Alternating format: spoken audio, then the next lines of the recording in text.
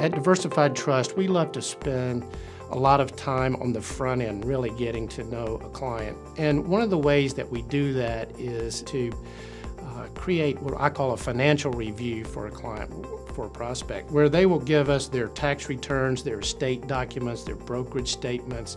So one interesting story is that a gentleman gave us all of his estate documents and we put together a review. And I think for the first time ever, we found nothing in that review that we would suggest to him would be an improvement. He had done an excellent job, had excellent legal advice and tax advice. It was an immaculate plan, and I told him that.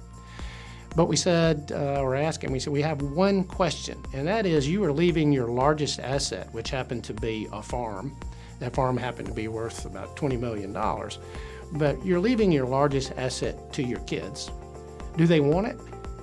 And he said, well, of course they do. He said they come, we spend Christmas there every year. The kids come and they actually go hunting and fishing there. The grandkids love it.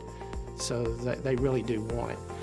So we said, well, if that's the case, there's nothing else for you to do. You look great.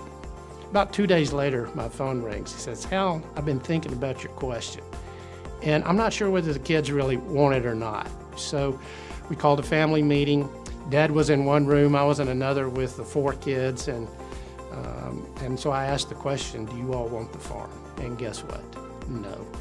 So from there, we were able to work out a plan over actually a number of years to put it in place where Dad began to sell off pieces of the property, went ahead and moved some of the ownership into the name of the kids. And today, I'm happy to report that they're able to talk about it. It's not the 800-pound gorilla in the room when they have a conversation, but that's the kind of thing we do. And so when we first met this gentleman, it had nothing to do with his financial asset portfolio. It was something much, much more important than that. And so, to bring peace of mind, to help families understand together what their plan is and to develop some common goals. And I must say, when it was all over, this gentleman got up and came around the table and hugged one of my colleagues and had tears in his eyes.